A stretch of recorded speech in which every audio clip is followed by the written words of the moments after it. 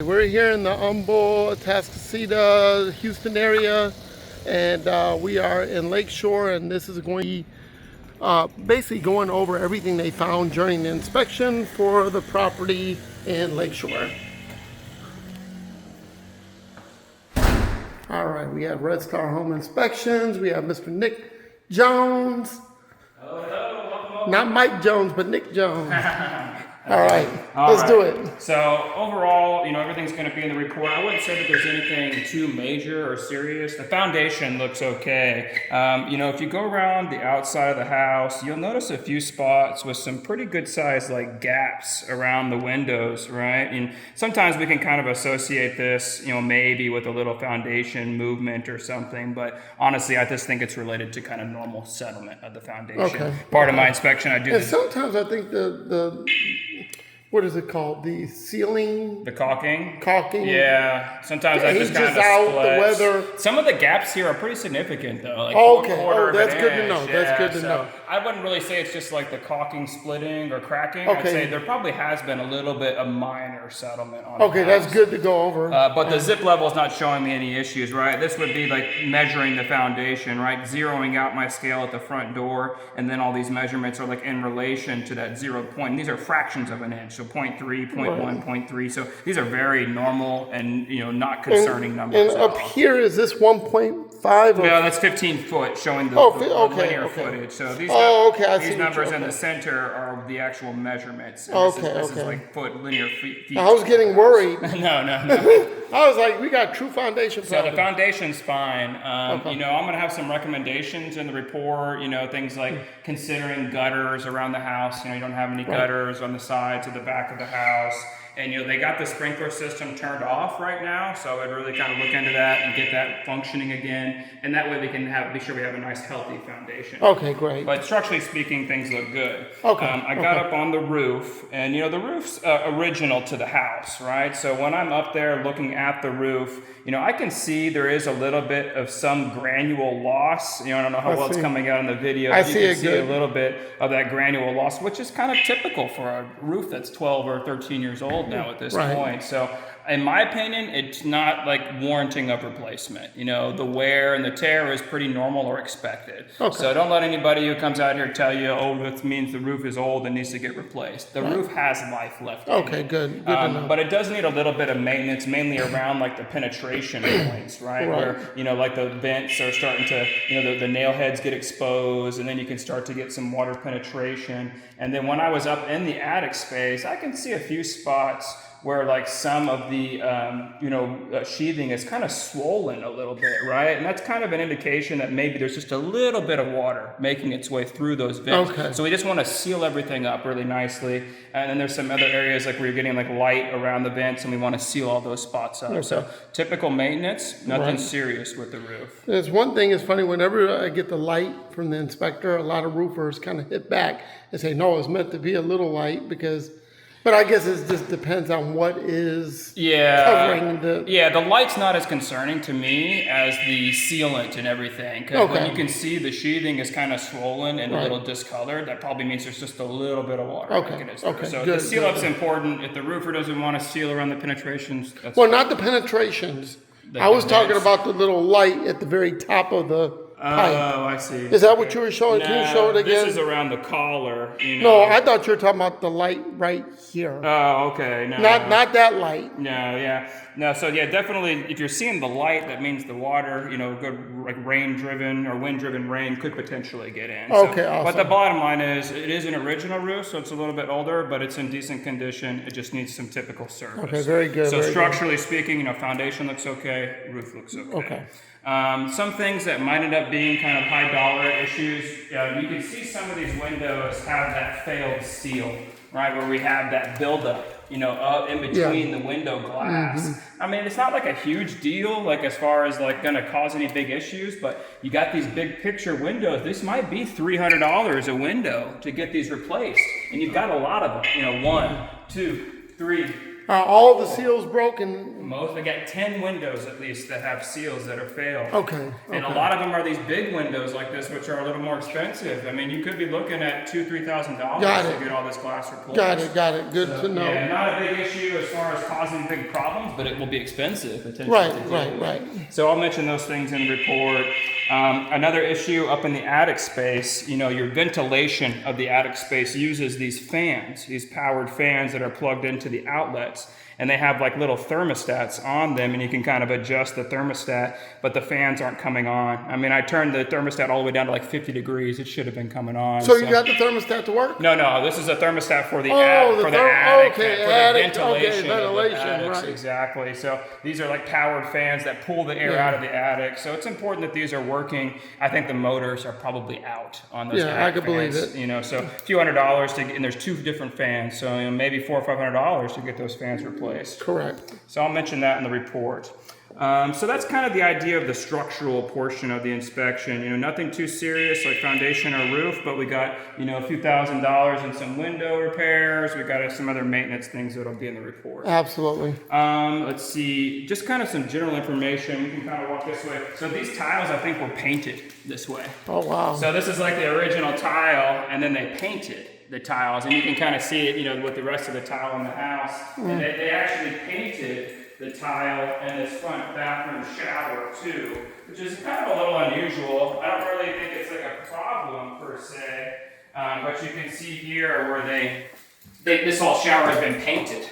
You can see like the original tile color, right? And then they kind of painted the shower. So I just thought that was kind of interesting, so I wanted to kind of point it out. And over time, that paint can easily... Exactly. That's my concern, is how it's going to hold up after some years of use. It might start to peel or flake or fail, and then you want to go ahead and kind of deal with like the maintenance stuff, like the caulking and all that kind of stuff that I'll mention in the report. But yeah, I just wanted to kind of point that out. It's kind of an interesting little tidbit. So that's kind of the direction that the structural stuff will go in the report. Nothing too serious, but a few repairs and kind of just general observations. Wow. All right, so let's go back over to the phone and we'll kind of move on. Painted tiles. Yeah, I know. I thought they did a good job of it. It looks really nice. Oh, no, they did a good job on the floors. Sure. And they did a pretty good job on the backsplash, but still, it's a concern. Yeah, it might, a few years from now start to wear out on you, and it's not looking so hot. Right. All right, so electrical system. We'll kind of move to the next portion of the inspection. The electrical panel looks fine. I don't have any major concerns, but some of these these are the breakers that have the test buttons here. A few of them are failing to trip when I try to test them. Like when I push this test button, it should trip. And there's about 3 or 4 of the 6 or 7 you have here that aren't tripping. You can see this one's not tripping. And then, the next one was. So about 3 out of these 7 breakers will likely have to get replaced. Right. So, that's not too big of a deal, but, obviously we want all the electrical stuff to be working properly. 100%. You can probably hear the smoke alarm chirping at us. I've been hearing that since day one. Exactly. So changing the batteries and stuff like that with the smoke alarms. But overall, the electrical list is relatively short and just a few little things. Probably that arc fault breaker issue being the biggest issue. Okay, great. So yeah, AC system. We can kind of walk over to the thermostat. So yes. Unfortunately, you're pretty limited on my inspection. Not going to be able to run any of the stuff here. You can see they've got this lock on this, and usually you can kind of like hold the buttons and unlock it and do some type of pushing a pattern, and that'll unlock it. But it's just not responding.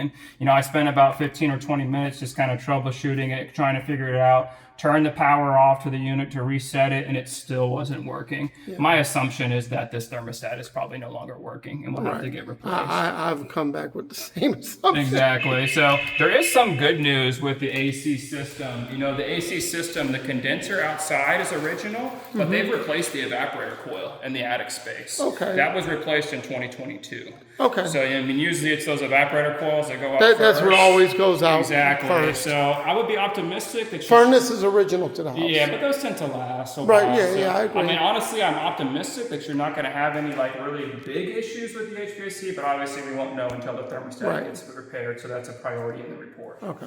So that's kind of the situation with the HVAC. Plumbing overall looks very good. The water heater was off when I got here. I think maybe when they had to turn the utilities off and on, they just didn't do it, but I turned it on and it's working okay. Okay, great. Since the house is vacant, I did turn it back off. and left Right. it off, you know, just kind of for Yeah, liability just reasons. leave it the way you found Exactly, it. but it was replaced in 2019, so it's not the original water heater. So Which is good. exactly, yeah. Yep. If it was 12 or 13 years old, we'd be a little bit worried about it. But Right. being 5 or 6 years old, I'm a little more Now, optimistic. the plumbing on this house, is it PEX plumbing? CPVC. CPVC. Yeah, that's kind of okay. the plastic pipe. You know? Okay, and well, how long is the life expectancy? 60 years? I mean, yeah, at least 50, 60 years. It's usually like the CPVC that doesn't do well with like, you know, exposure to heat and cold. So it can be a little more susceptible to the temperature swings and stuff. Right. So be sure that they're being a little more diligent about like protecting the pipes during the freezes and things like So that. even the supply lines are PVC? Oh yeah, everything in the house is going to be CPVC. Okay, good to know. So yeah, plumbing overall looks really good. They do have the water softener, you know, out in the garage, as well as the you know, reverse osmosis filter system here at the kitchen. And you know, Rain Soft is a good brand, and you know, I'm assuming they're leaving it here if it's still here. Yeah, I'm pretty sure. But you might want to double check on that, and it looks to be in good shape. Well, they didn't put it. Well, And then, I don't think it was on an exclusion list. yeah, you might double check. I need to double check, because but it's I'm like always, a $3,000 or $4,000 system. It'd be nice to have because it Yeah. looks to be in good shape.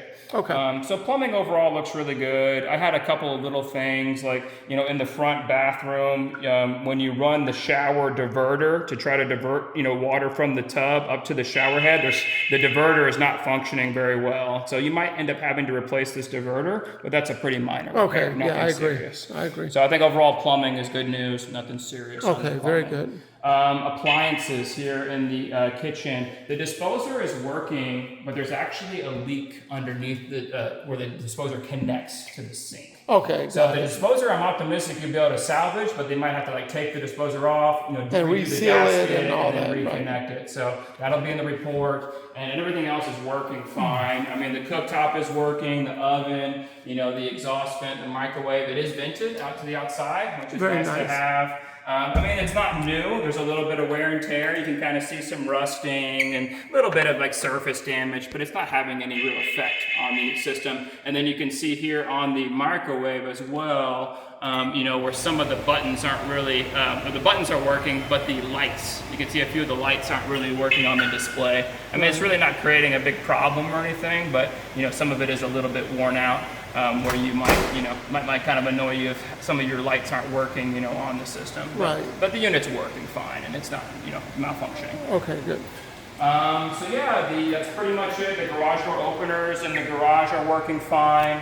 We did the termite inspection today as well, and that's perfectly clean. No issues no at all termites, with okay. termites. No signs of termites. No conducive conditions. I have a for home right now termites. that I'm dealing with termites. Oh, really? And there was a little bit of something on the sheetrock where they get to that cellulose. You Yeah, know, they love the paper. They, on the they back love of to the eat the drywall. cellulose, Yeah. and we tore down the wall, Okay. and all the framing is damaged behind it. Yeah, it takes a while for them to do damage, but they'll do some serious damage if they go. Oh through no, this this for a one was while. serious damage. They got to replace all that framing in the front. Nothing like that on this house. This house, no signs of any termites. So, Okay, I mean, okay. that's pretty much the whole inspection. I think overall pretty clean report, but you know, a few repairs like the window falling up with the AC, some Right. minor electrical, minor plumbing things. Right. but overall Definitely pretty dated, nice. dated to, I would say, new paint job. Yeah, wear and tear. And let me ask you this, because I've been smelling, do you feel like there's a little smoke smell? Like there I might ran the oven. I think that's what you're smelling. Okay, maybe, Yeah. okay. I ran the oven, and it's kind of that. I think they maybe cleaned the oven, so it's a little bit of like that odor Okay. where the cleaning stuff. Okay, kind of okay, burned maybe off, that's so- what it was. I don't Yeah, I think that's what it is. There's nothing weird going on with fire or burning or anything. Okay, okay.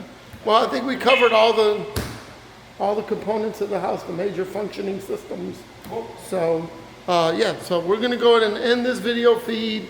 This concludes the inspection for the house over here on Lakeshore. Thank you.